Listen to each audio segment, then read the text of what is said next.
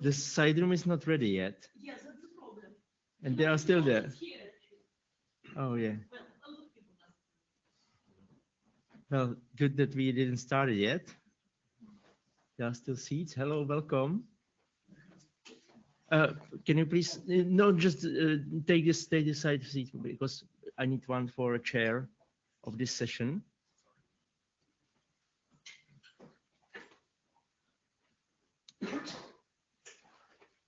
He's just coming.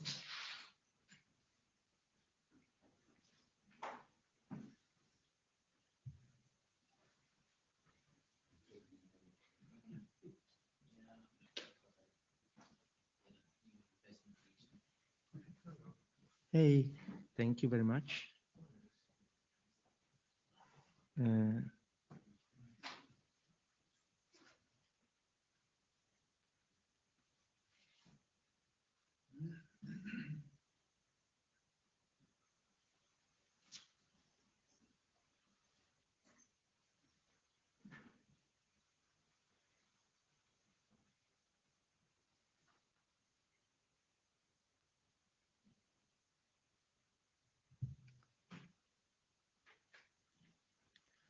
So tell me when you are in the Meet Echo.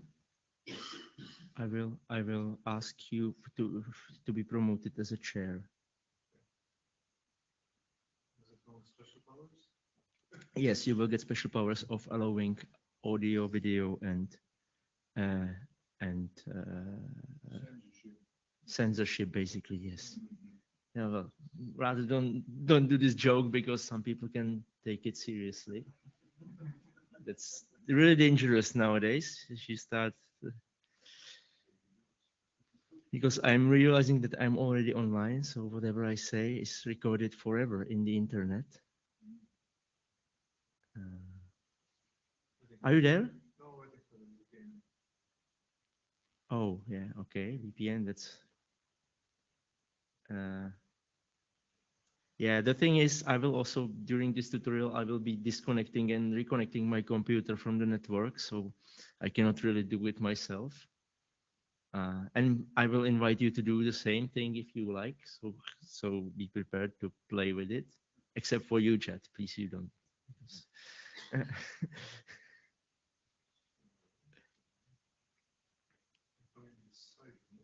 Yes. Oh, cool.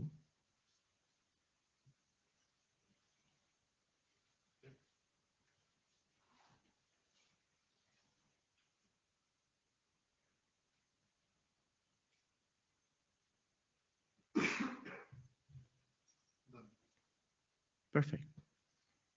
So you chair now already. Have you been promoted or not?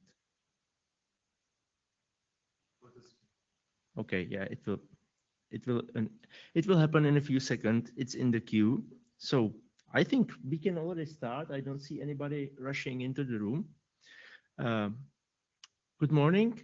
My name is Ondřej Saletka. I work for RIPE NCC, and I'm part of this tech team for this RIPE meeting, where we do this fancy stuff called IPv6 Mostly Network. And very often when people are reporting issues, they say that they have some problems with issues that they only see during RIPE meeting when they don't have time to debug them, and they would like to run a similar network at their homes. So I decided to create this tutorial to tell you how you can run IPv6 Mostly network at home in a very simple way, provided that you have IPv6 already at home. First, a few organizational organizational things. This tutorial, just like everything else in RIPE meeting program, is live streamed and it's recorded. And also we allow remote participation. That's why we have these microphones here and speakers. And therefore, I would like to ask you if you have a question or comment or whatever. First of all, don't hesitate and ask straight away. But if it's something simple, then just shout it and I will repeat it for the stream, so we don't but if it's something more complex, then I have this another microphone here. I will bring it to you, and please speak to the microphone so we people remote can people remote can participate as well, can hear it. And this also concerns the remote people. If you are remote and you would like to have a question or comment, well, unfortunately, we cannot see you here in the hall because we don't have a second screen, but we can hear you through the speakers. So just raise the hand, and my helpful chair here will grant you the floor, and you can speak to me and you can ask the questions. Yeah, I think that's everything for the introduction. So let me just start. So again, motivation, what and why. Let's say that you have IPv4 and you have IPv6 at home. This is already a little bit ambitious expectation, but let's hope, since you are enthusiast for IPv6, that you somehow got this, maybe not directly, but via a tunnel. It doesn't really matter. And the thing is, your local network is dual stack. That means you have IPv4, you have IPv6 there. But yeah, you would perhaps like to get rid of IPv4 as eventually, because yeah, it's like finite resource. There will be no more IPv4 addresses, and eventually the internet should not use IPv4 anymore. But we are not there yet. Or maybe you can just want to see things break. You want to see what happens if you disable IPv4 or native IPv4 to be precise. Yeah, and I have some spoiler here. You will not see any big breakages. Such networks are like operated already by mobile carriers, especially for a very long time. So what this is to put this thing in a context. So basically on the far left we have the situation that we used to have before IPv6 was introduced. We had just one protocol that was called IPv4 and everybody was happy, everything was working. On the far right is the situation where we want to go in the ideal future where we have also just one protocol.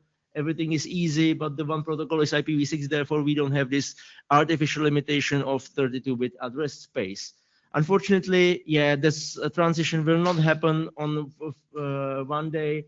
So we have some phased in between. So the first phase on the left is that we do dual stack, which is basically that we will deploy v6 next to v4. It works very well, except that it will not help us solve the issue of running out of v4 addresses, because we just have v4 just as we had before.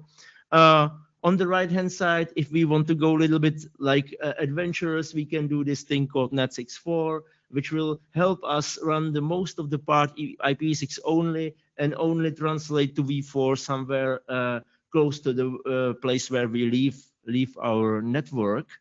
And this is something that we have been having in RIPE meeting network for 10 years as a RIPE NTG-NAT64. And if you noticed, this RIPE meeting is the first RIPE meeting where we don't have it, because, well, we have something more fancier, that is IPv6 mostly network.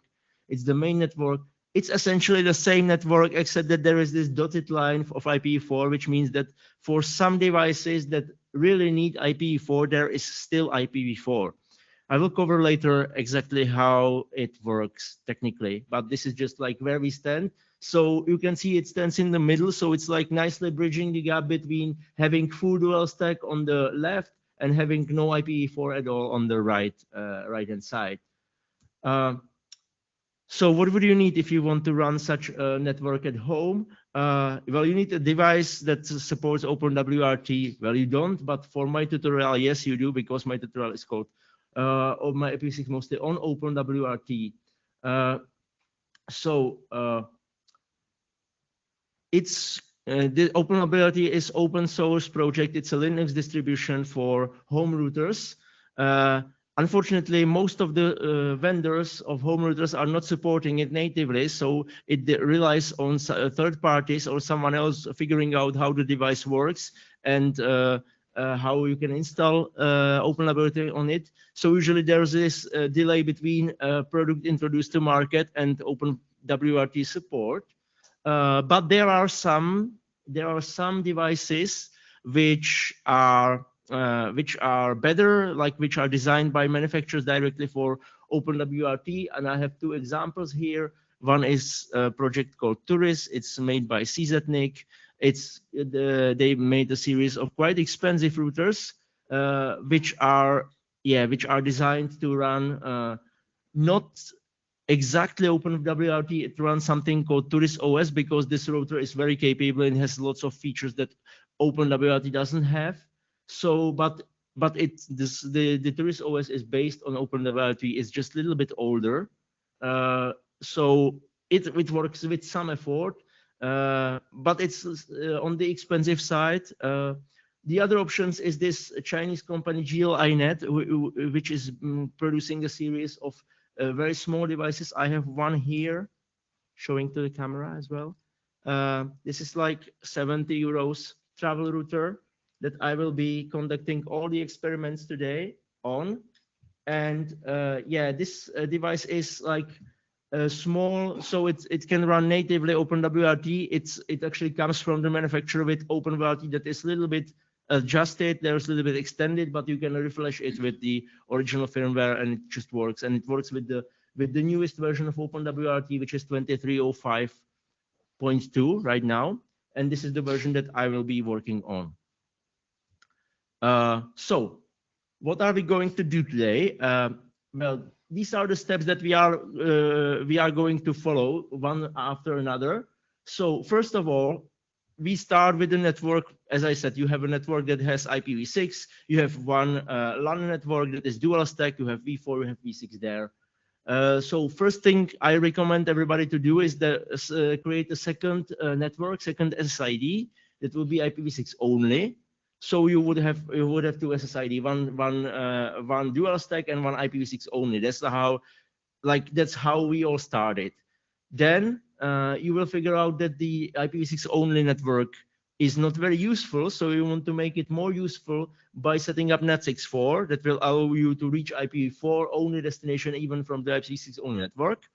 Well, NAT64 is not the only thing that you need. You also need somehow to tell clients that they should use it, which is the Pref64 support. This is the third thing that we will do. And then after that, we will actually turn our dual stack network into IPv6 mostly network by enabling this DHCP option, IPv6 only preferred, which will make essentially the dual stack network IPv6 only network for devices that support it.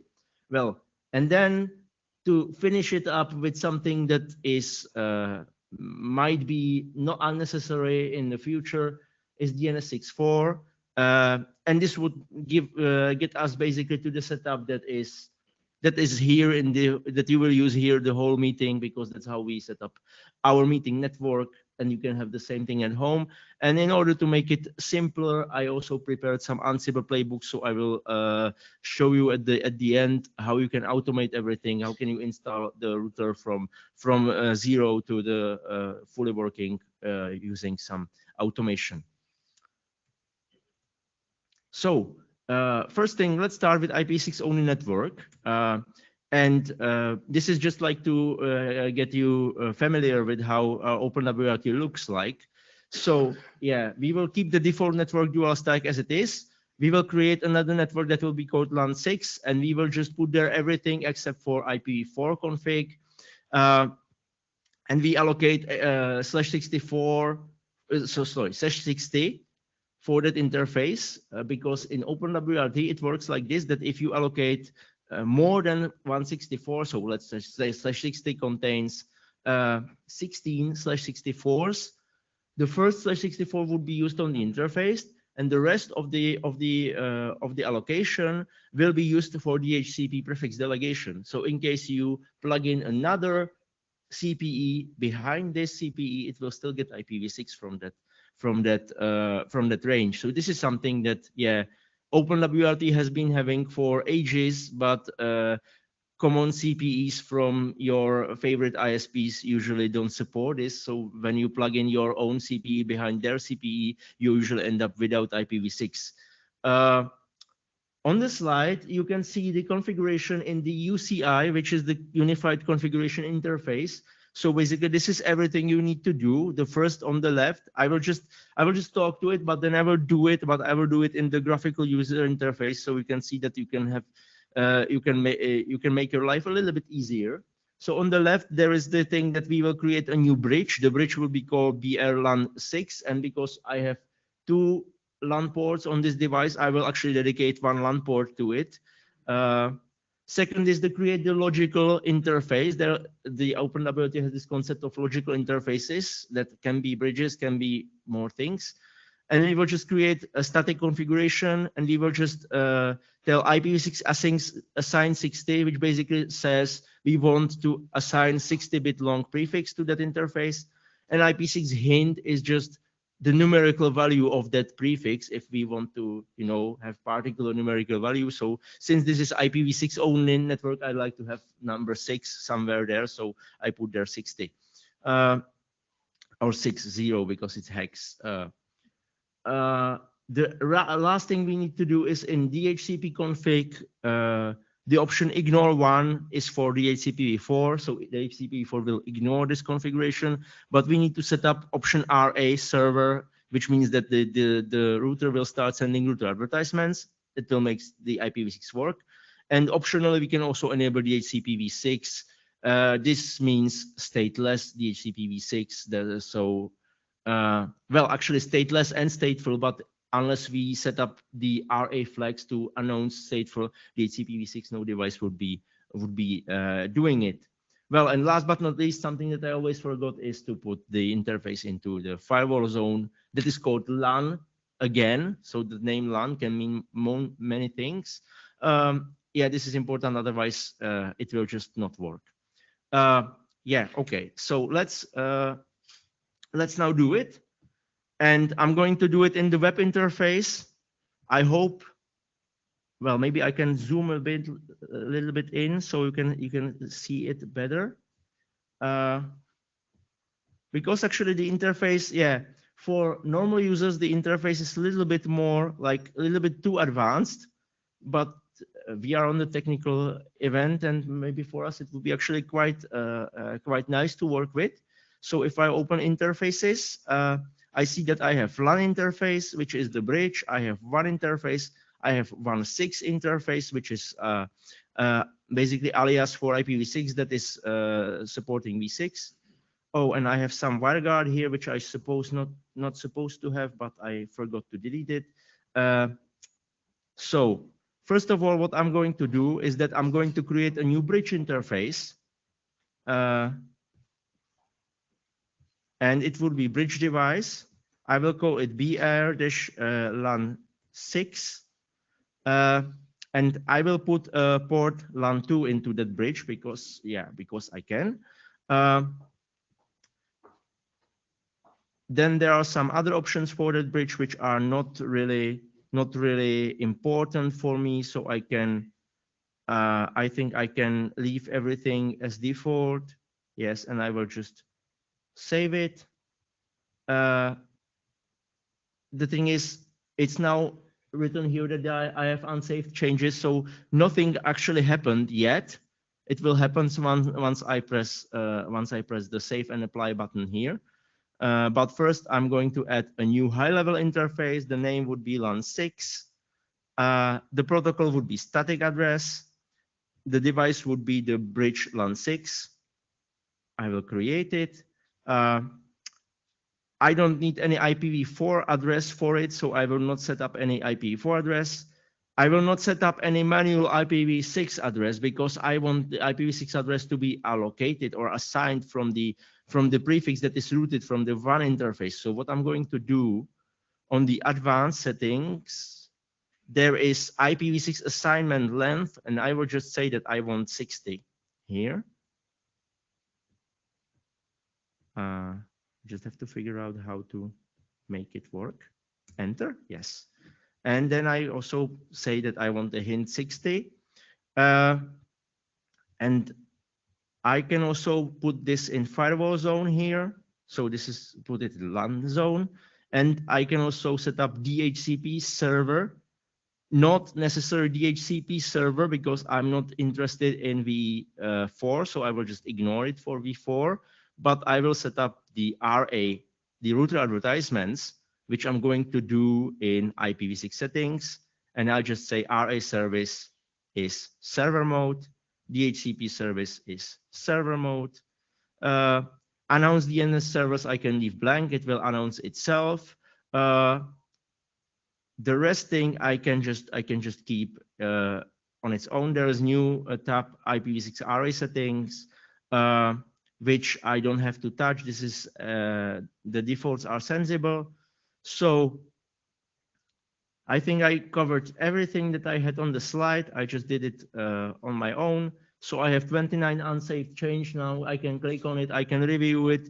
Here you can see the UCI syntax again. So basically this is what is going to appear in the config files. So you can just, well, of course, if you see it for the first time in your life, it's probably just the garbage. But yeah, you can quickly review if you are like fluent in how the configuration system works, and you can see that it sort of seems to do what it's supposed to do. So I just press save and apply. The router will restart required services. A configuration change applied, and now if everything works as it should, I have LAN 6 interface here. And I actually, oh yeah, I need to migrate a Wi-Fi configuration. So Wi-Fi will probably restart now. Yeah, and I have set up Wi-Fi on this router before already. So we can actually give it a try. I have a slide for that.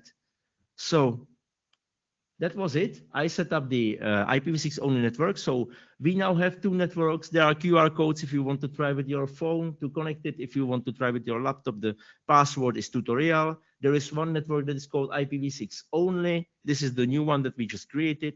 And there is IPv6 mostly. If I connect to IPv6 mostly, it's now still dual stack network. So it's like everything. You will get IPv4, you will get IPv6. I'm actually connected to that network right now. So there's nothing fancy there. But if you try the IPv6 mostly, which sorry, yeah, I'm already mixing it up. IPv6 only, then you will get network that is really only IPv6, no IPv4 support, no NAT64. So it's basically the ideal future internet. You might be surprised that many things are already working, but of course many things don't. Yeah, let me give it a try. I will try it by plugging. Oh shoot, I think I made a mistake. I think I didn't take away the LAN2 interface from the BR-LAN. Let's see.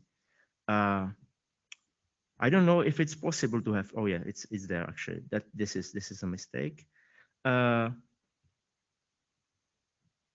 To be honest, I don't know what's going to happen if you have one LAN interface in two bridges. I'm not sure if it's even possible. But let's have it fixed. It's fixed now. And now if I reconnect to the other LAN port, and let me see it on my computer. So it's EN10. So far, nothing. Huh? Yeah, this is what you expect from live demos, that it just doesn't work. What could possibly go wrong here?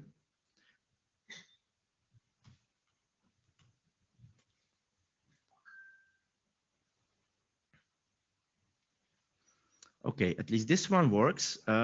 So let me just SSH to the router, and let me just restart the DHCP server, which is responsible for router advertisements. ODHCPD restart. Let me also look at the bridge. We have a LAN 2 interface in the bridge. Oh, we don't have Wi-Fi there yet. Let's restart Wi-Fi as well. IPA. There is no interface on BRLAN 6 IP address. Okay, IF up 1.6. Usually, like, of course, if it's your home router, the best thing you can do after you install it is to restart it, because you probably want to work it after power outage. The web interface is trying hard to set up things properly. Oh yeah, now I have BRLAN 6 and there is IP address on it, and you can see that there's 60 here. That's the hint that I wanted to have there. So yeah, it's sometimes it's just easier because the router boots in few seconds just to reboot it, to make sure that all services will restart as they want. So let me just plug in to this other socket and see what happens now. And I hope something will happen now. I really hope.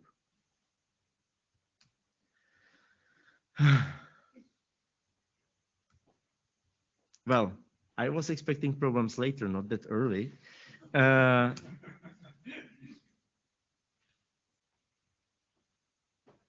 Wow.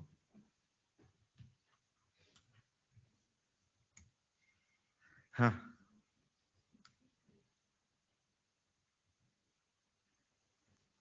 Will you trust me that everything worked for me when I tried it and I went through whole the tutorial in 10 minutes? That's with live tables. Yes, but we have 2 hours here. So I said 10 minutes, 2 hours. That's actually like good. So what could possibly be wrong here? Oh, maybe I have to restart the ODHCPD once more because I did it before it had address. Okay, let me try again.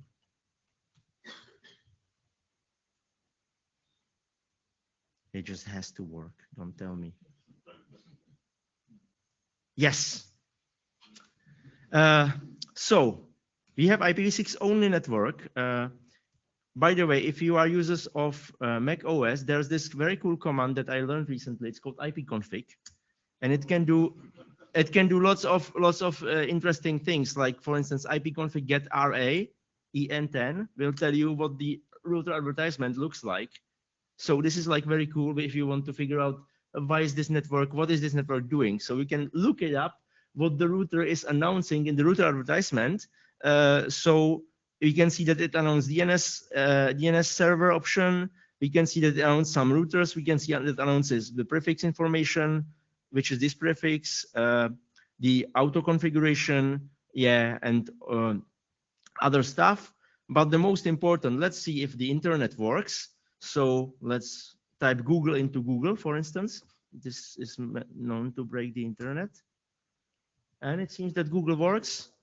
So I can click on some link on Google. It just works. I just try my best. Yeah. Maybe I can try some, I don't know, YouTube, or maybe I can try Facebook. Oh yeah. What about GitHub? Oh, did they just deploy v6? Oh yeah. How come we have 4? Where is the 4 coming from?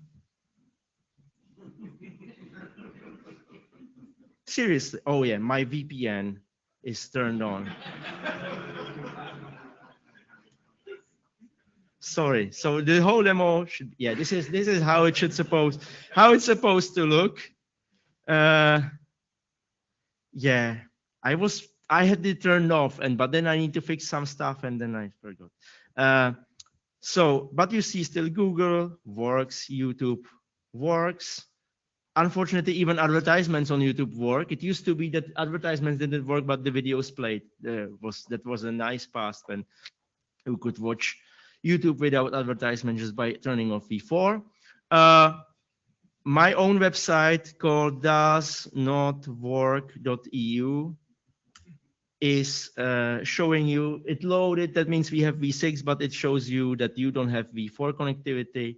You can also do IPv6-test.com, which will figure out the same thing. It's trying to send a certificate. No, I don't want to send a certificate. There is also this v6.de, which is a very cool website because it shows you a very simple tests. And out of this test, you can see that the iframe that is loaded from IPv4 only server didn't load. Iframe from IPv6 only server did load. IPv4 literal only server didn't load, and IPv6 literal only somehow didn't work. The problem is if you just type v6.de. Oh yeah, it shouldn't be SSL. And Now it's like you cannot load an iframe that's yeah. not on the same. Yeah. So yeah, SSL is making our lives miserable for that, but for good reason, I think. Yeah, so without SSL, it's exactly. So you can see IPv6 resources are working, IPv4 are not. By the way, this network is also deployed at the RIPE meeting. So there is this RIPE-MTG-IPv6, v6 only exp. So you can give it a try if you want to see the future internet. You can just do it. So yeah, we have this network and it's sort of useful as long as you don't go to GitHub, but who goes to GitHub anyway? Let's make the GitHub work now. And for that, we need this thing called NAT64. NAT64 is the technology that pretends that everything is reachable over IPv6. So if the service doesn't support IPv6, what we do, we just send it to special IPv6 range where it will be translated into IPv4 packets, and then we will connect to the service over v4, but the end user will think everything is over IPv6. A little bit of theory. So NAT64 is a packet translator between v6 and v4. It can be stateless, it can be stateful. Stateless NAT64 means that yeah, there's a permanent assignment of IPv6 address translated to particular IPv4 address. So this is mostly useful for let's say server-side translation where you have IPv6 only server and you want people to reach that IPv6 only server over v4, then you have to set up stateless translation of particular v4 address to that v6 address of the server. So it's not the case that we are going to use here. What we are going to use here is the stateful NAT64, which is basically very similar to normal NAT as we know it, as we have it in our CPEs, in our home gateways, except with the difference that the private end of the NAT is not IPv4, but it's IPv6. So it translates IPv6 into one public IPv4 or several or a pool of public IPv4 addresses. As I said, that you put the IPv4, the whole IPv4 word that is 32 bits into 128 bits of IPv6 address. That means that you have option to choose which prefix you are going to use for NAT64. And there are basically two options. One is well-known prefix, which is 64:FF9B. And then, or there's network specific prefix. So basically you take any prefix from your own IP range, perhaps, or any prefix at all, and you use that one. Bear in mind that the RFCs state that you are not supposed to translate private IPv4 addresses into the well-known prefix. So the motivation is that the well-known prefix should be uniquely identifying a particular endpoint, which is not the case for private IPv4 address. But well, some translators enforced it, but most of them just don't care about this restriction. For doing the NAT64, we are going to use Joule. Joule is a kernel-based implementation of NAT64 that is for Linux. It's available in OpenWRT as a package. though there is no integration into the configuration system of OpenWRT, so we have to figure out on our own. And the thing is, the Joule works in a way that basically the translator is stealing packets from pre-routing chain of the firewall. So basically, pre-routing is one of the first chains where the packets enter as it goes through the system, and if it steals everything that looks translatable to it, it will translate it, and then the translated packet will get injected into post-routing. So it will completely bypass all the firewall rules. It will completely bypass the internal routing of your computer. Therefore, it's a little bit harder to enforce firewall rules. And also the thing that is a little bit annoying is that it doesn't work for locally generated traffic, because locally generated traffic doesn't go through pre-routing. So so this is a little bit annoying, and usually it can be solved by putting a dedicated machine for doing NAT64, but this is not the case for our home network.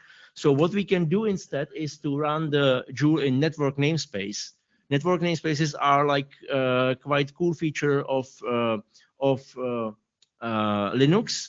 It's like there are a lot of namespaces that are used for things like Docker or LXC, LXD. But the thing is, you can use each namespaces on your own, like separately. You don't need to.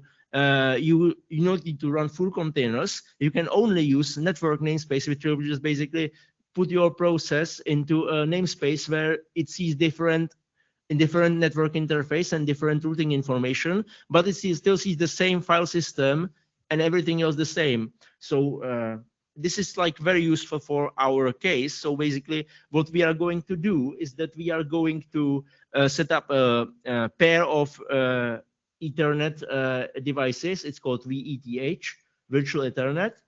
This will create a pair of Ethernet devices, and we will then put one of the device into a separate namespace where we set up the Joule. So we will have basically like one link. This is the one that is vertical on this picture. That will go from the main namespace from our router into the Joule, get translated and return back over the same link. So for the price of a little bit inefficiency, you will get very easy to use and easy to play with setup. Now let's do it. I will again do it this time. I will do it in command line because this is something that you cannot do from the web interface. I just explain what you need. So first of all, you need to install these 4 packages because they are not part of the standard installation. That's straightforward. And then I have created this shell script that is basically just one time. It will set up everything you need, and it's like very straightforward. You can see that it fits on the slide even. And you just run this, and this should set up the NAT64. So let's just go over it so we can see what it actually does. So first of all, we will create this pair of interfaces. So there's an interface called Joule, an interface called OpenWRT, and these are like pair interconnected devices. Then we will create namespace that is called Joule on the second line.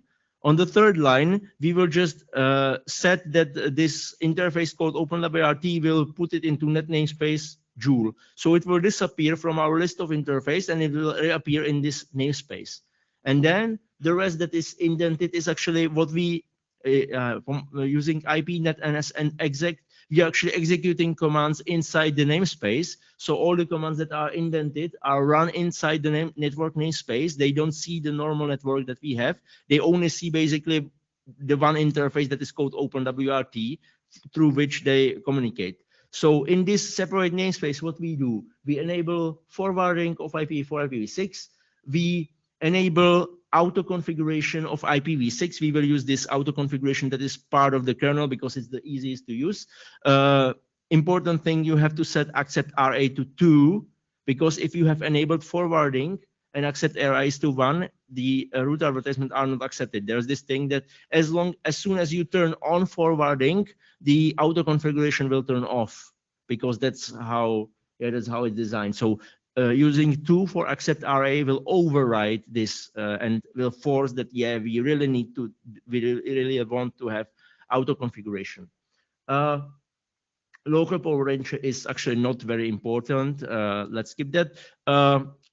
Then we will just turn on loopback inside the network namespace. We will turn on link on the OpenWRT interface. We will set up IPv4 addressing. We will do static for IPv4 addressing because yeah, it's easier not to need to run any DHCP or whatever. It's private address range anyway, so it's not it outside. Actually, yeah, that's one of the disadvantage of this setup. There is actually double NAT because the NAT64, the Joule is doing NAT, but this NAT is going to be NATed in the standard NAT inside the OpenWRT. So there is actually double NAT, but in the end, like double NAT or triple NAT, well, it's for the home networks, it does not really make any difference. Okay, so this is just setting up interfaces here. We also set up static v6 interface link local so we can easily reference it. And we will set up default route towards the OpenWRT router. And then we just insert the module Joule, which is the translator. We will set it up. We will set up the prefix. This is well-known prefix. We will let's change it for this tutorial to something else. And we will set up that the public address or the IPv4 address that should everything translated be to would be the address 192.168.164.2. Okay, let's do it. I'm going to SSH to the router. And what I'm going to do is first install these 4 packages. Let me just so first you have to run opkj update to actually synchronize the list of available packages from the internet. And now opkg install kmod-wth ip-full kmod joule net filter joule tools net filter. I hope I didn't make any typo. Let's see.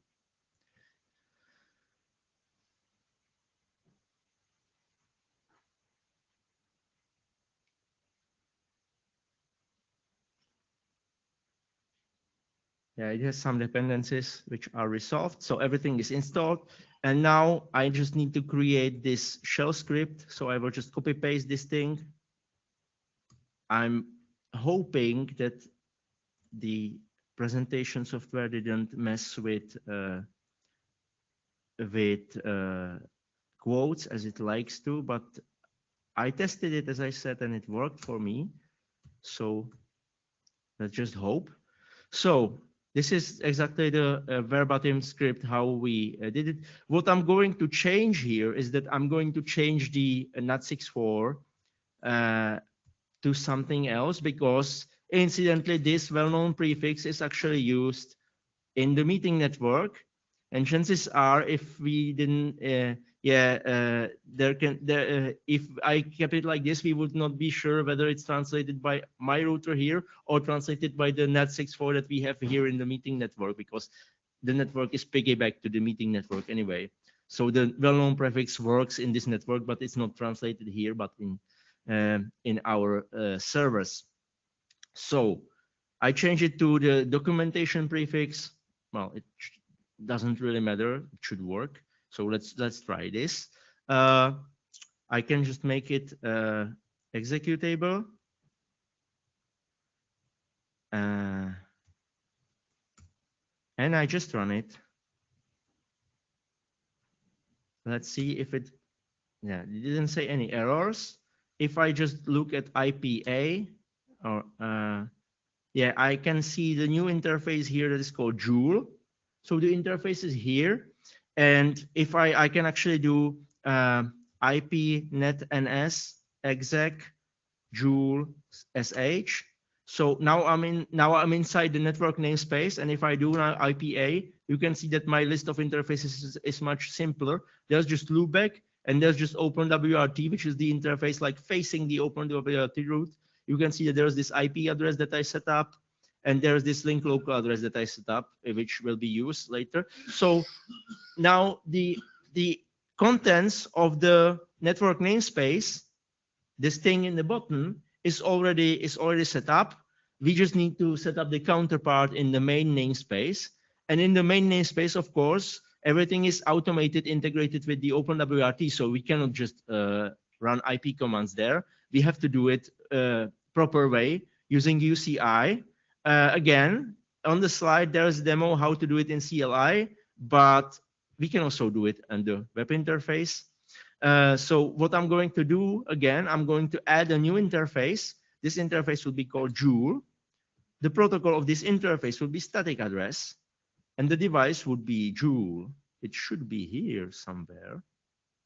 Yes, it's here, Ethernet adapter Joule. I create the interface. I have to put there the address 192.168.1.641, netmask. No gateway. It's not WAN facing. Do I have to put their IPv6 address? No, I'm not putting static IPv6 address, but I need IPv6 for that. So I need to go to advanced settings. And again, I am going to set up assignment length for this interface. This interface is just stub interface with one device. So /64 is actually good size of the prefix. Oh yeah, by the way, I didn't state it, but you already got it from this, what I'm doing here. You really need to get more than 1/64 from your ISP in order to play with this like this, because if your ISP is stupid enough and not respecting all the documents that people from IETF, people from RIPE community are trying to produce, saying that 1/64 is really not enough for anyone, basically, then yeah, then you are doomed, and you basically should probably change the ISP. We can put their hint like 664, for instance, or well, 64 will actually not work, so let's put there 74. What else we have to set up? Let me look into the slide. So yeah, we have to set up router advertisements, of course. I set up the static IP address. Oh yeah, and then we have to set up routing. So next thing we have to set up here is firewall. Yeah, we have to put the translator into firewall zone.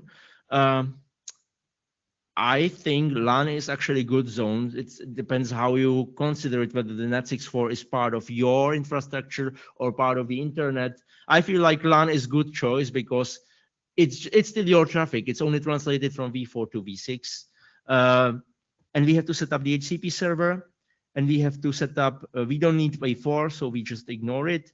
But for v6, we really need to have v6 there. We actually need it in the server mode, and we need to force it. So it will be, we don't need HCP v6, but we need to force it that even if the router does not have any WAN connectivity, it should still send router advertisements.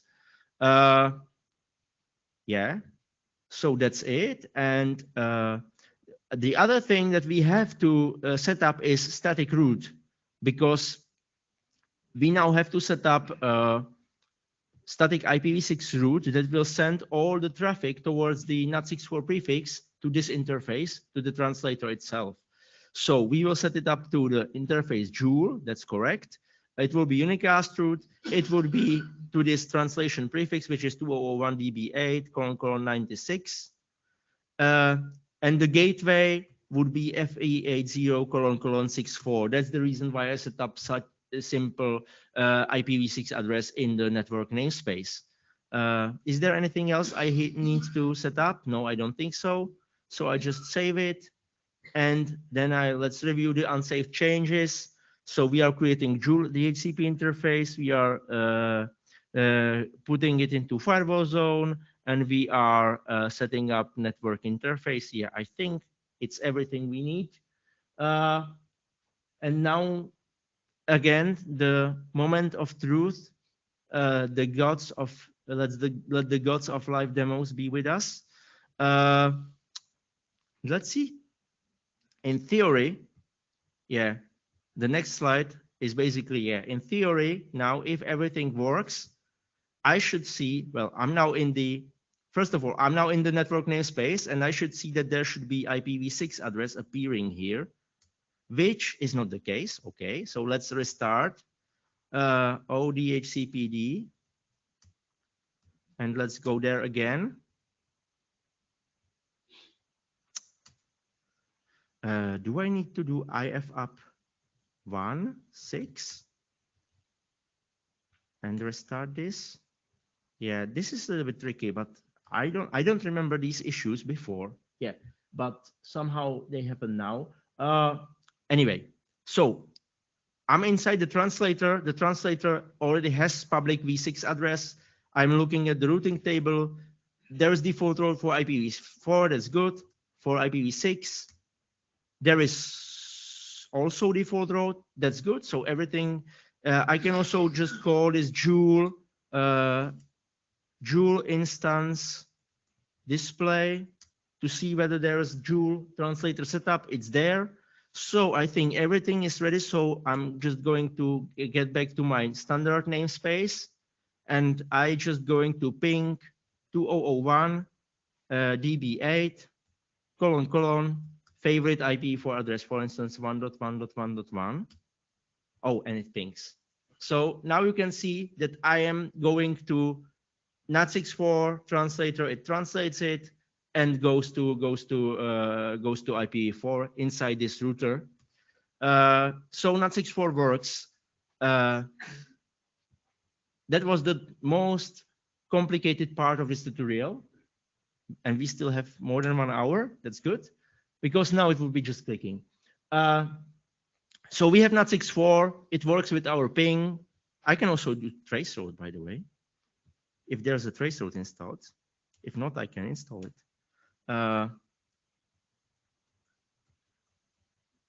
So for instance, A.A.A.A this time. Yeah.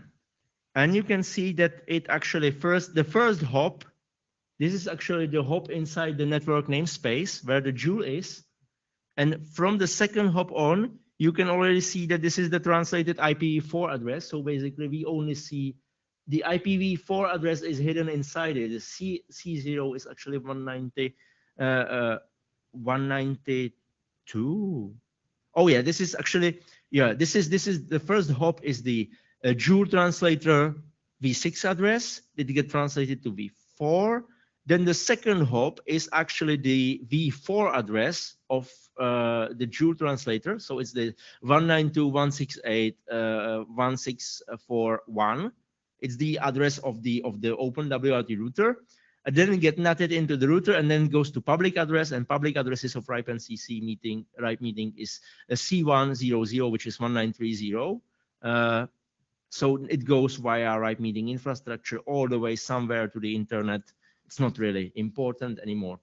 The thing is, if we now try to connect to the network that we are in, or if I just go here and try GitHub again, of course nothing will happen, because my computer has no idea that there's such thing as NAT64. And even if it can have this idea that there is such thing as NAT64, how can it know which prefix I chosen for using this NAT64? So somehow we have to tell the computer, hey, there is a NAT64 in this IPv6 network. Maybe you can use it for IPv4. And the state-of-the-art method of how you tell your devices that you have NAT64 in your network is this option of router advertisement called pref64, which is a very simple option, basically telling, among other things with the router advertisement, that you have NAT64 in place. Yeah.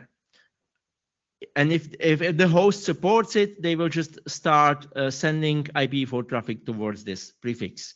It's usually done by means of something called CLAT, so client-side translator. That means that the client traffic gets translated from v4 inside the client into v6, goes through v6 towards the translator, and gets translated to v4 again. This concept is for 464xLAT. pref64 is a feature that I personally programmed into OpenWRT, DHCP daemon. And after 11 months of hanging pull request, it got merged and it got released in 2305. So it requires OpenWRT 2305. If you have older, you have to backport this into your OpenWRT. And good news is that the authors of Tourist OS, this routers from CZNIC, have actually merged this backport to their operating system 3 days ago. So maybe once you try, well, it will take some time before it goes into stable release. But if you have Tourist router at home, very soon you could do it. Configuring is very straightforward. It's basically this new option in the DHCP config saying the pref64 is and the value of it. And let's do it.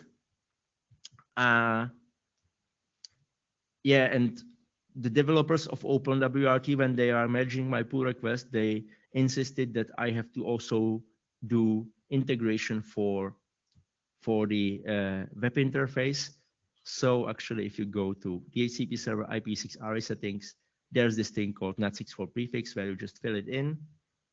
So I just fill in 2001 db8 /96. I just do save. I just do save and apply. And actually, I should have done it also for LAN network. Let's do it here as well. 2001 db8 /96. Once again. And I will again go and use my favorite command, ipconfig get ra en10. And you can see that is here. This is actually very cool. I like this a lot because before I knew this command, I always used Wireshark to figure out what is in array. If you use Linux, by the way, there is this tool called rdisk6, which is part of ndisk6. I will write it for ndisk6. It's the essential package if you are debugging IPv6 networks. And then on Linux, you just do rdisk6 VLAN 0, for instance, and you will get parsed the router advertisement. And yeah, I send the patch there to support pref64 option. So you can also see the pref64 option there. Anyway, so now my computer got the information that there is NAT64 in the network. So let's see how it changed the output of ifconfig. And it changed it because now you see, even though I'm on the IPv6 only network still, I didn't change the cabling. Now I have this IPv4 address that is very weird, 192.0.0.2. And I have this another IPv6 address that says here CLAT46. So the macOS figured out that now there is v4 available, and it just set up the translator that will translate every IPv4 traffic into IPv6. So I can now do things like ping 1.1.1.1. And it will just ping, even though my computer is on IPv6 only network. It doesn't have any connectivity.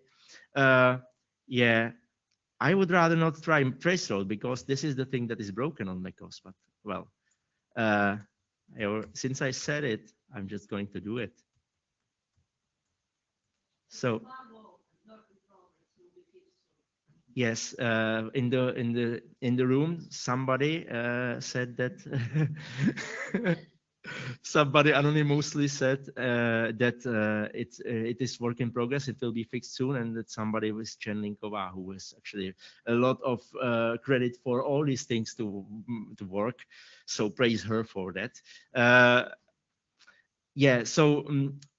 Yeah, you can see that you don't see the intermediate hops in the traceroute because the CLAT doesn't translate properly. But let's do our GitHub test. Ta-da! And funny enough, actually there should be. Oh yeah, this is Chrome. So Chrome is actually using CLAT. So it actually goes through the translator. If I use Safari. Let's see if Safari works. The problem is Safari doesn't have this IP-foo extension, so I will not show you. Safari uses a different approach. Safari uses something called bump in the stack, or basically, so even though you put IPv4 literal into it, I can actually demonstrate with curl, because curl is the same story. If you do curl https colon slash 1.1.1.1, so IPv4 literal, and you go -v -i, and you will see, you are supposed to see, yeah, even though I put there IPv4 literal, what actually happens is that it will connect to IPv6 address, because there's a translation happening inside get other info library. So basically curl calls get other info for IPv4 literal, and the operating systems knows, oh, this is IPv6 home network. The IPv4 literal will not work as it, so it will translate it to v6. So this is actually much more efficient than the CLAT, and this is how Apple people prefer to do things. So they only use the CLAT for the residual things that they don't have under their control. But if you use only native apps that are built for Mac OS, or they are using these interfaces, it will just work. The problem is with Chrome is that Chrome is like its own operating system virtually, disguising as browser. So it does everything on its own. So back to our tutorial. What we have now? Well, we essentially haven't touched dual stack network, so that will be the same boring dual stack. But we have now IPv6 only network, and I invite you again, if you want, you can try it now, because if you connect to IPv6 only network with your Android phone that is version 11 or younger, which means everything that is in warranty, it will just work normally. You will not find any difference. The same thing with your iPhone, the same thing with your Apple device. It will still not work, or it will still work in a way that you will not open GitHub for Linux or Windows machines, because they cannot read the pref64 option, and they don't have CLAT support, so they will just be IPv6 only, and just like there was no IPv4 support. Now we go to the part where we switch our dual stack network from IPv6 from dual stack to IPv6 mostly. And for that, there's another option, and this time we will play with DHCP v4. So the very old DHCP that we all use for configure our IPv4 config can be now used to turn off v4. So instead of configuring v4, it can just turn it off. How exactly does it work? In a reverse compatible way, you have a DHCP client on the left, DHCP server on the right. There is always 4-message exchange in DHCP. It starts with discover. In discover, the device is looking for DHCP server, and during discover, it is actually asking which parameters it is interested in. For instance, default gateway usually, DNS servers, NTP servers, proxy server, you name it, whatever. And there is another option that the device can request. This option is called 108. Well, everybody calls it 108 because the name of the option is IPv6 only preferred, and it's 3 words. It's so long, so everybody just call it 108. By sending this request, the device is signaling basically to the server, hey, I am a fancy new device and I can work on IPv6 only network. So even though I'm doing DHCP v4 discover, I'm only interested in v4 if this network doesn't do IPv6 only support. And the server doesn't know anything about the option 108, so it will not offer it in the offer. Therefore, the transaction will continue with the request. During request, the address is actually commuted into database of the right DHCP server, and the DHCP server will acknowledge it, and the device will start using IPv4 like nothing happens. So basically, the DHCP client is willing to run IPv6 only, but the server does not want this device to work IPv6 only, so it just ignores it. This is the case for like 99% of networks that you connect with your phone, for instance, because they are IPv4 only. They don't know anything about option 108. How you turn off v4 using DHCP? Basically, the first packet is exactly the same, and the server now sees it and say, oh, this client is signaling that it would like to work v6 only. Well, that's good, actually. That network that the client is connecting to supports v6 only, and I know it because somebody configured me. So I will just offer option 108, and I will just put there 30 minutes. And this basically means that the network supports v6 only operation, and therefore the client sees, so I don't need IPv4 address anymore here, so I will just stop here. I will not finish the transaction, so therefore nothing is committed. The offered address there is still IPv4 address offered in the offer message, but it's released after some timeout because the transaction don't go through, and the address can be reused later. And this way we make sure that the same network can host, like the modern devices that can run IPv6 only, also the devices that they don't support IPv6 only. And this is exactly what the RIPE meeting network is, the main one, the RIPE NTG SSID. The nice thing about how DHCP option 108 is designed is that all the magic is happening inside the DHCP client, and the DHCP server can do some special treatment for this option, but this is optional. So any DHCP server that supports defining custom options, which is virtually any, can support DHCP option 108 right now. Of course, if it doesn't support it natively, you have to encode the value that is the timeout into standard like hex format, which is the case for DHCP CD. So what we are going to do is that we're just going to add this option to our LAN network, and this will tell our DHCP server to offer option 108. So I'm going to do it right now. This time I'm going to do it in command line, or actually, you know what, I can try. It's the demo time. We already had bad times here, because I think actually this actually has typographic quotes. So if you keep copy pasted from slides and it breaks for you, it's because this stupid keynote has thought that I need typographic quotes instead of standard quotes. So I'll just go to LAN interface, because LAN interface is the only interface with the DHCP server. And I will have to go to advanced settings, and this is the DHCP option, and I will just put there the DHCP option like this, and this should be enough. I just save it, I just restart it. And of course, now I have to first reconnect to, because I'm now on IPv6 only network. So right now, EN10, you can see that I'm still on the IPv6 only network. So I will just replug my cable to the other port. And this time I should be on the dual stack network, the former dual stack network, which should not be dual stack anymore.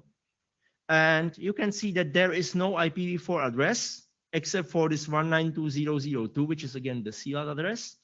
I can also use ipconfig command. There's ipconfig get packet, which will show you the DHCP packet received with the information, just like get RA will show you the router advertisement. That's what we had before. Yeah, this is where this prefix for option is. There's ipconfig get packet, which will show you the DHCP packet. Unfortunately, I haven't shown you when I had working at DHCP. I don't have it anymore, so we don't see anything. But that means there is no IPv4 configuration yet. If I do our lovely GitHub test, yeah, it still works. So now, what we have now, well, that's actually my next slide. What we have now is that, yeah, IPv6 only network, we didn't touch it. But what we did, we changed our IPv6 dual stack network that was there before into IPv6 mostly network, which means that for Windows or Linux, it's still dual stack network. Nothing changed because these operating systems don't support DHCP 108 options. But for Mac OS or all mobiles, your Android, your iPhone, it's just IPv6 only network. You don't have any IPv4 address there. And this means that your DHCP pool utilization will go down by, let's say, 70 to 80%. We have some graphs we will show you at the technical report on Friday. So go ahead, give it a try if you want to see it on your own phone. Or, well, actually, you can connect to RIPE Meeting Network and you can see it as well, because it's essentially the same thing. But this we do on our own and not. Any questions, by the way?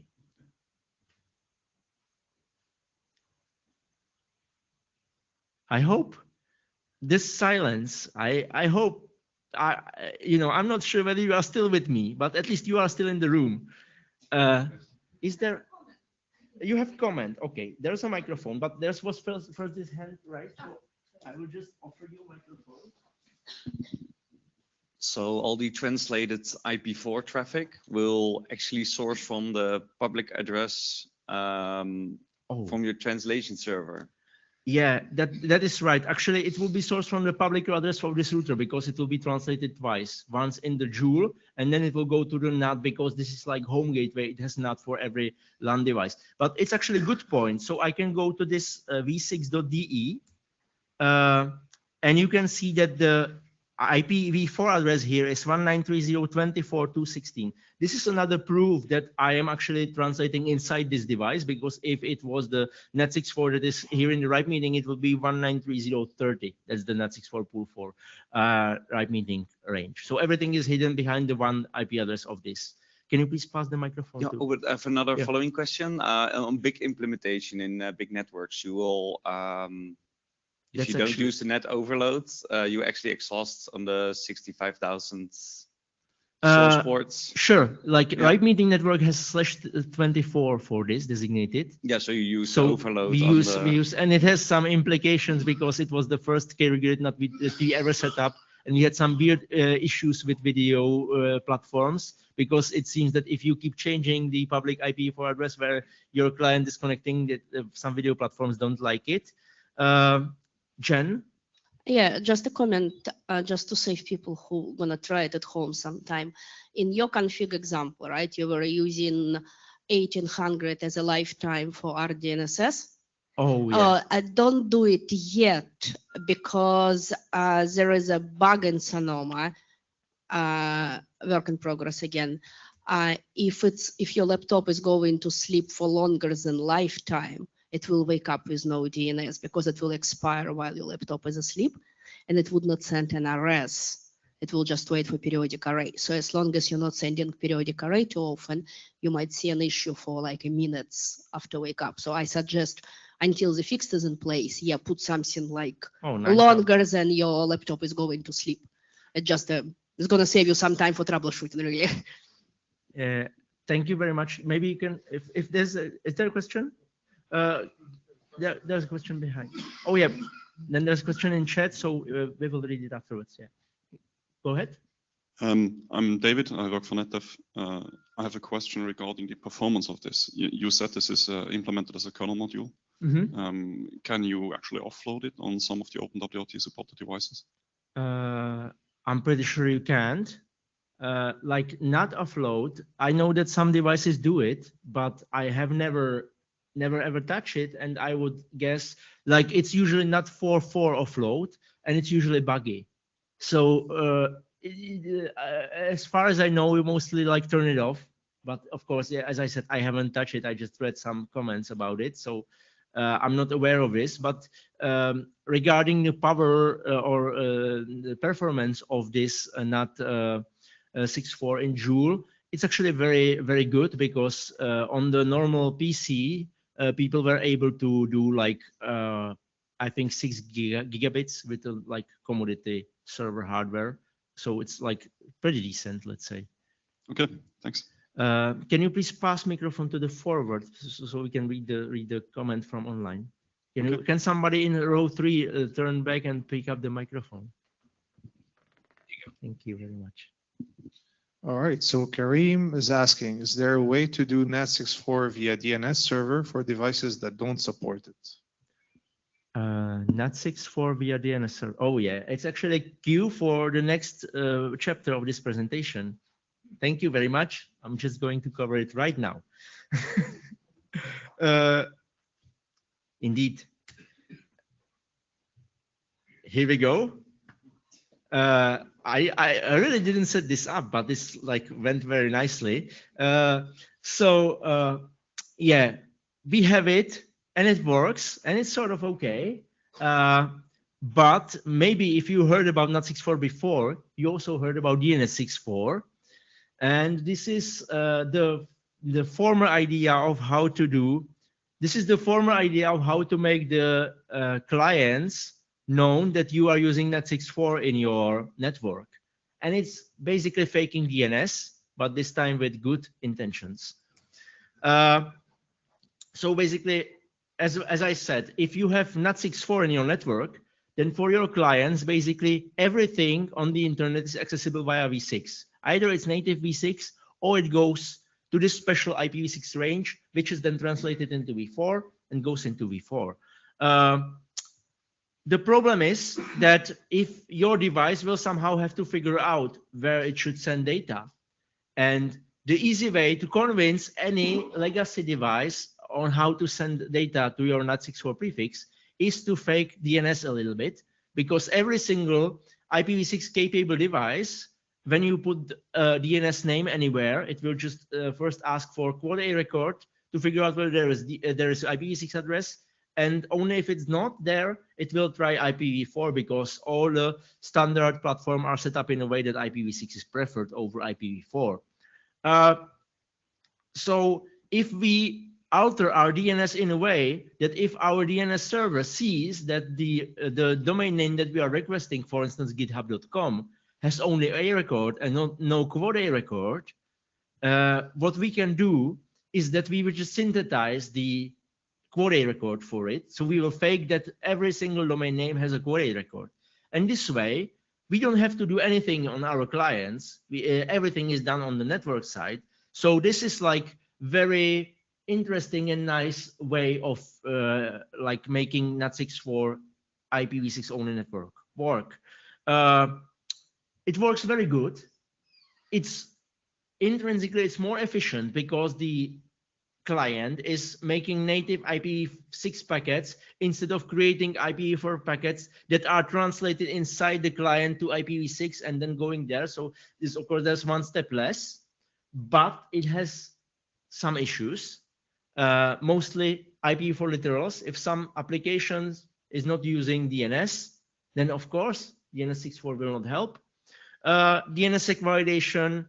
Well, of course, we are faking DNS, so you would expect that if you do validation, the faking will be discovered.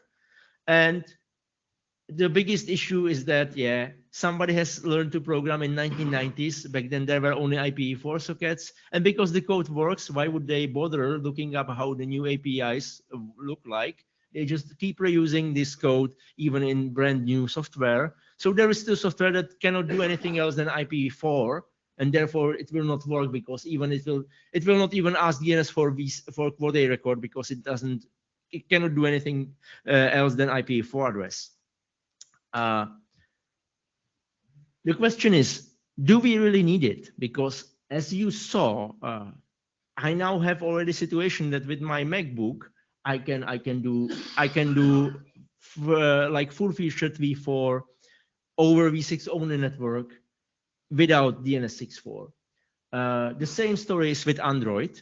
Android is very happy with NAT64, Pref64. You don't need DNS64 for anything.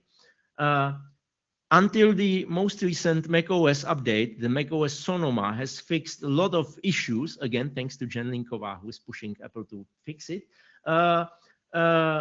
Before that, macOS Ventura and the previous one, they have this issue that without DNS64, everything worked on the Apple except for native apps like Safari, which didn't see v4 because it needed DNS64 to support in Safari, because it refused to use CLAT in native OS. But I crossed it out because this is gone essentially with current operating systems. But yeah, there can be some long tail of devices that are not supporting the newest Mac OS. So for that cases, you have to have DNS64. Another thing that we have to like realize here is that DNS64 will make all the legacy operating system use more IPv6 and NAT64 instead of the native v4. So if we have, because if you do query for DNS and you will get quad A record, you will always first write IPv6. So even if your machine has native IPv4 connectivity, you will still prefer going through NAT64 because it's IPv6 address for you. You cannot tell that, you as an end user cannot tell that it's not native IPv6, but it's NAT64 prefix. You have no means how to figure this out.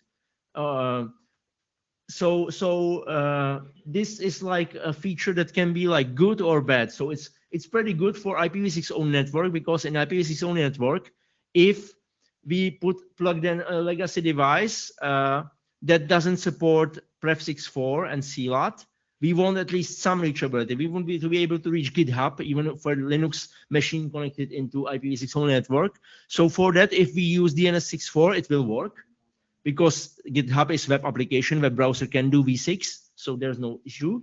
For the IPv6 mostly network, where the Windows machines and Linux machines have normal native v4 address, maybe the DNS6.4 is not that good idea, because that means we will also force our machines with native v4 to go through NAT 6.4 instead of going with native v4.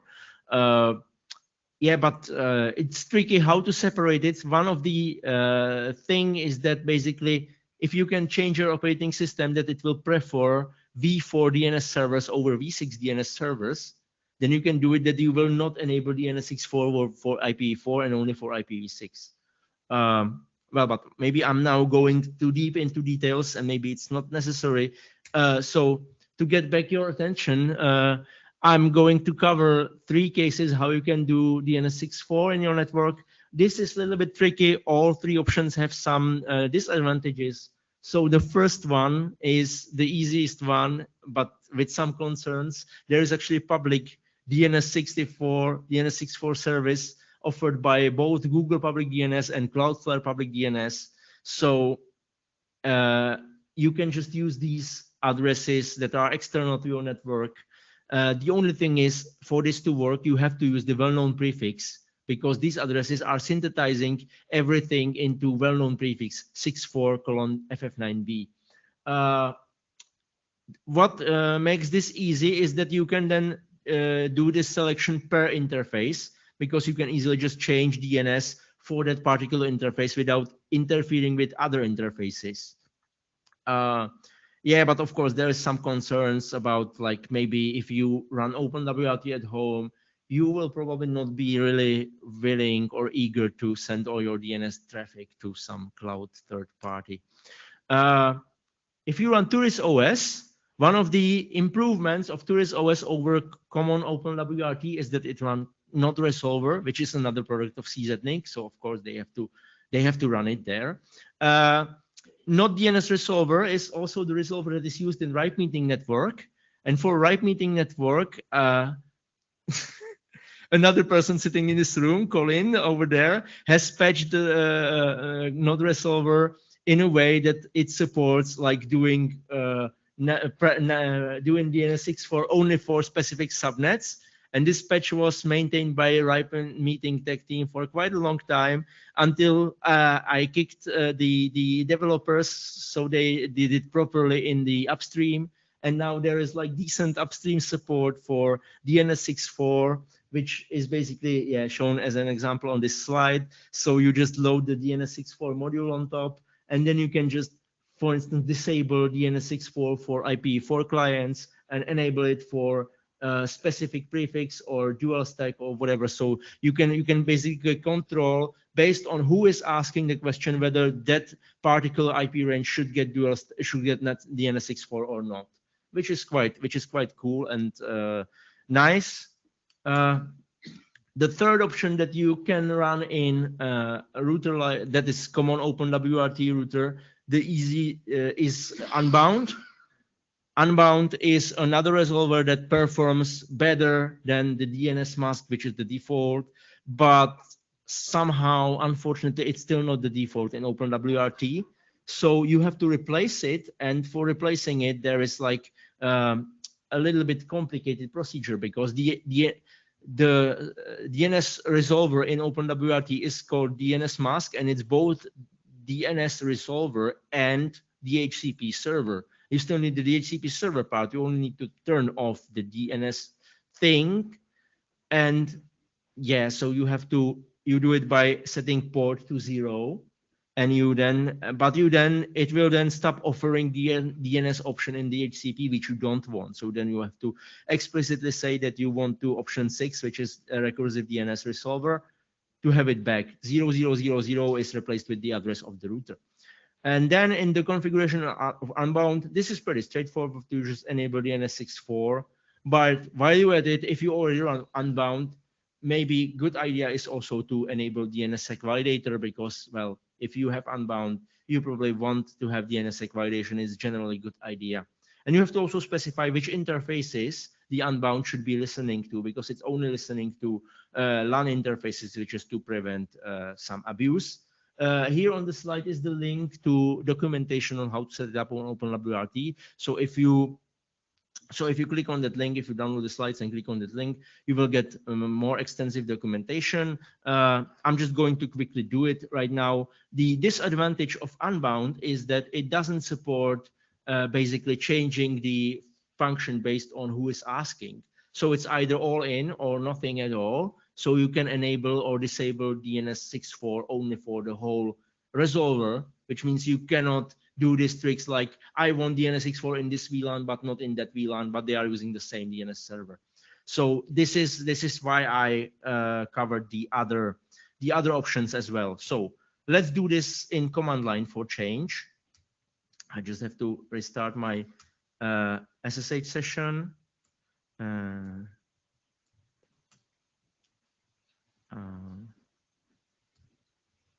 Okay. And I'm going to etc config DHCP. I'm going to put there option port 0, which will turn off DNS on DNS mask. And I will go to LAN interface, and in LAN interface, it's the only interface with DHCP. Oh, okay, now I broke the slide. But again, I see now again that there are typographic quotes. So again, for people that are downloading the slides, please make sure that you don't copy paste it verbatim. I will probably upload new version where I will try hard to get rid of these typographic quotes, because this is like cause of lots of headaches. So I put there option 6, which is the option for DNS servers, and 4 zeros will be automatically replaced by the IPv4 address of the server itself, which is what we need. And now I will have to install Unbound. So opkg install Unbound daemon. Oh, daemon. Oh yeah, because I pressed some weird character. Yeah, unfortunately, yeah, how the platform, the OpenWRT is limited, and it doesn't support Unicode terminal, and my keyboard has buttons with weird characters inside, and if I accidentally press it, I have to delete it twice because it will put there UTF-8 string with 2 characters. So Unbound, what I do here, I just enable DNS6.4, and I just go 2001 DB8 ::96. I will also enable the validator, which is somewhere here. And I will also do list. I have to list interface, not one, but LAN interface as LAN, because this is the default, but I have to also provide DNS for LAN 6 interface. So I will just put it like this. Now I will first restart the DNS mask.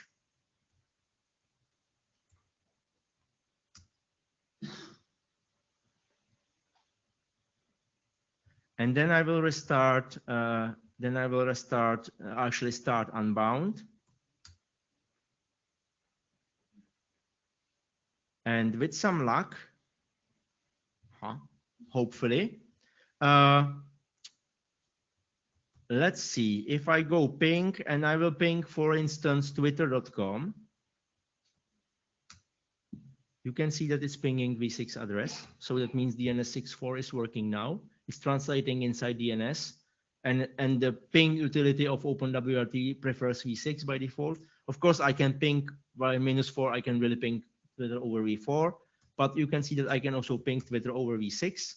So now, if you by any chance have something like Linux laptop or Windows laptop with you, you can try to connect to this network, and you will figure you can actually try to connect to IPv6 only network. that previously didn't allow you to access GitHub. Now it should allow you to access GitHub because we will do the translation inside the DNS, and therefore we will just push the data for all the normally behaving things. It will work. It will not work for IPv4 literals, for instance, unless you use Google Chrome, because Google Chrome has this feature that it actually detects NAT64 using DNS64. And if you put their IPv4 literal, it will just translate it into IPv6 literal inside of it. Yeah, unfortunately, I don't have any device. I actually have it with me, but I didn't thought this through. So I don't have any Linux device to show you off, but maybe if you somewhere here in the room can show and test, and if there is any problem, report to me, because this is basically the state that we are we are at the final state. So we have IPv6 only network that has no v4, but it works without issues on Android, iOS, and macOS because they do CLAD thing. It all works with slight issues on other OSs because we have DNS64. So everything that uses DNS and support v6 sockets will just work. Everything else will just fail. And we have IPv6 mostly network, which is full dual stack for Windows or Linux, but it's IPv6 only, essentially the same IPv6 only for macOS, iOS, Android. The only difference to real native IPv6, IPv4 dual stack network is that some IPv4 traffic will go through, well, DNS64, yeah. Basically, it will get translated to v6 via DNS64, even if there is native IPv4 path available, because IPv6 path is always preferred. There's a question over there. Can you? Oh yeah, confirm it's working. Perfect. Thank you. Question from chat. Yes, please. Can you? Yeah. So there's from the same person, Neil O'Reilly. There's a question from before. Please, can you tell us the minimum TouristOS version that is needed? That question is from before the DNS. Sorry, TouristOS. So TouristOS, it's a little bit tricky. It has been merged this weekend. So it's merged into the bleeding edge HB, I think it's called HBD, like Herbie Dragons branch, and it will bubble up to the stable release within, yeah, I don't really know how long they do for release cycle. So, but the change is very trivial. You just replace ODHCPD package. So if you go to the repository and you manually install this package from the HBD branch, it should just work, but you have to do manual. If you are running stable TouristOS router, you are not able to do pref64. The rest you can do because the rest has been there forever, but you cannot do pref64 option with the current release of it. Okay, any question? Yes, the second question is, any advice on using KRSD instead of Unbound? In using what? KRSD. KRSD, okay, not resolver. Okay, it's actually this slide. Yeah, basically this thing. Using node resolver, you can do it. You can configure it like this. If you run TouristOS, this is like, yeah, this is how you do it, because node resolver is the default on that router, and it's working very well. Like, well, Cloudflare 1111 is using node resolver, so it's, I guess, good enough software. But the thing is, if you try to install node resolver on your OpenWRT, chances are it will not be supported on that architecture of CPU because it requires some special CPU features. And the other thing is the UCI integration for node resolver is not really mature in OpenWRT because there is nobody who is taking care of it. And you cannot easily just take the thing that TouristOS has for their routers because it's adjusted for their routers. So, well, any volunteer who would like to make node resolver work better on vanilla OpenWRT would be really welcome because OpenWRT is a community-driven project. Are there any more questions? There is a question over there. Can you please just hand out microphone over there?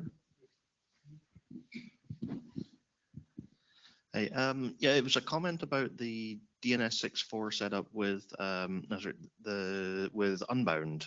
Uh-huh. So I'm running Unbound on my OpenWRT at home, and the bit where you're saying DNS mask set port to 0, and you say that will break local lookups within.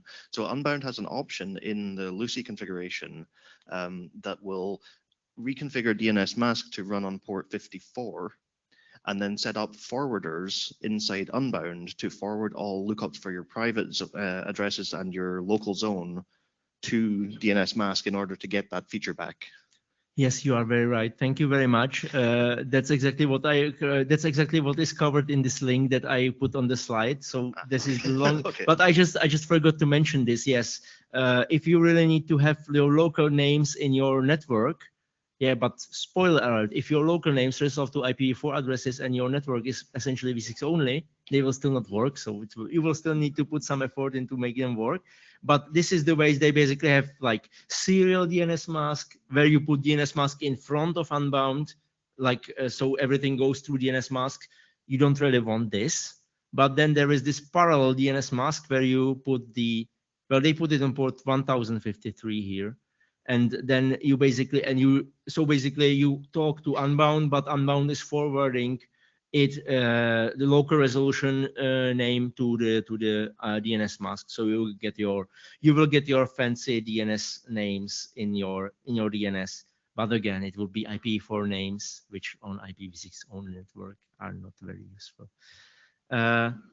Okay, we have another 23 minutes. Which is cool because I have only last chapter, and this chapter will be really fast because there's nothing much to say about it. Is that, yeah, of course, all these things I did throughout these 90 minutes or so, I have tried to automate. So, well, one of the tools that you can use for automate is Ansible. So I spent some time discovering how you can configure OpenWRT machines with Ansible. There are some pitfalls that Ansible is based on Python, and by default, Python is not installed in OpenWRT. But if your router is powerful enough, you can easily just install it. This is not a big issue. The bigger issue is that, as I said, everything important in OpenWRT is set up using this UCI configuration system, which is basically text files. But yeah, Ansible has some tooling for dealing with text files like line-in file or block-in file. But you really don't want to edit the UCI file this way. It's very messy because you have to keep the indenting right and do all the things. So it's, you know, the config files are not meant to be edited by machine, they are meant to be edited by humans. And there is actually a machine interface, which is the command line utility UCI. Fortunately, a search revealed that there was this role called this complicated, I'm not reading it. And this role, if you import this role into your Ansible, it will fix both issues at the same time. So first of all, it will replace most of the important Ansible modules with shell equivalents that are doing the same using shell. So you don't need Python on the OpenWRT. And the most important, it has the new module called UCI, which can automate in an idempotent way changing of UCI configuration. So you basically set up put your desired state into the playbook, and it will either change the config or it will keep it if it's already changed. And so for this tutorial, I created some repository which has roles, basically exactly what we did today. I put each chapter today to one role. So there is LAN6, which will set up the LAN6 interface. There is Joule role, which will set up the NAT64. There is Prep64 role, which will just change the one option there to enable Prep64. There is DHCP 108 option, which will enable the option 108 for DHCP. And there is Unbound, which will set Unbound. So basically all the things that we did, I made into Ansible roles. They are on this link that you can click on and open. But yeah, I don't assume any warranties of being it working or up to date, because I do it mostly to solve my own tensions with OpenWRT, and but I think it's, you know, it's just like bunch of YAML files, so it's easy enough to adjust for your own needs. And if you feel like something is worth for others as well, don't hesitate to open issue or pull request. But at the same time, I'm saying don't expect me to dedicate too much time to it. Yeah, and we are at the end. So I hope that you got something from this. And are there any questions or comments or any chatter, or not only regarding this, but also regarding, well, the RIPE meeting network? Because if you have some issues with how RIPE meeting networks is set up, then report it to me as well, because I am the one who set up V6 mostly for the RIPE meeting network. And yeah, there's a hand back there. Can you please send the microphone there? In the meantime, I will also tell you that, yeah, this RIPE meeting we have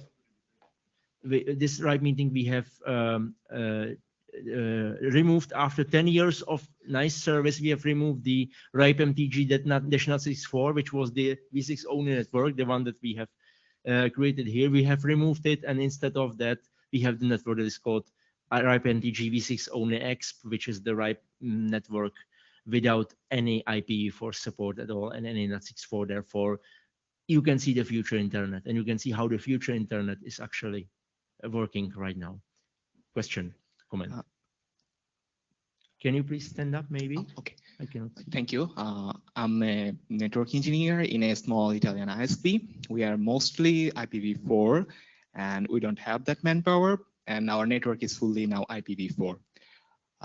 So I'm planning to implement IPv6 but coming here, I'm seeing it's fully IPv6. So I was wondering what's the best path to follow? Is it dual stack or the presentation I've just seen?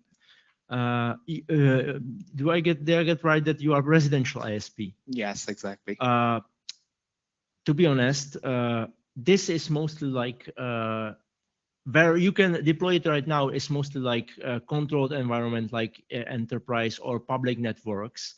If you are residential ISP, your customers will leave you if you don't offer them native v4. Or I feel like, yeah, unless the question is also what technology you use and how is it, like who is owning the CPEs. But it's basically the customers and normal. Yeah. So if customers are owning their CPEs, then the only thing you can seriously do is dual stack. So basically, I have to stick up with the legacy network. Yeah, because you can run V6, you can run dual stack, but if you run any IPv6 only network, you just have to have a CPE that will somehow make it dual stack on the LAN side. So this translator CLAT thing can be also hidden in the CPE. Some CPEs can do it, like OpenWRT can do it. But if the customers are buying their own CPEs, yeah, chances are most of them will not have anything supporting anything else than dual stack. And also most of the CPEs that are on the normal market available will actually break if you don't provision them with v4 address. So yeah, in that case, you are very like tight. If you were delivering your own CPEs to your customers, then you can be creative. You can do DS Lite, you can do MAP6, MAP-T, MAP-E. You can do 464 slot. But if you deliver only Ethernet port, then basically what you are left with is dual stack. Okay, thank you. Any more questions, comments? Going once, going twice. Then thank you very much and have a nice meeting.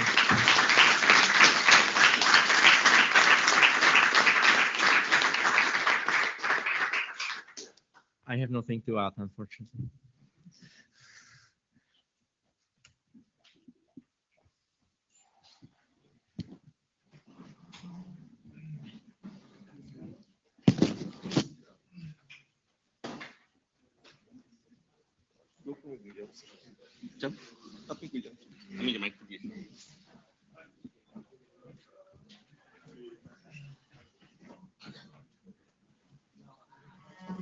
Thank you very much.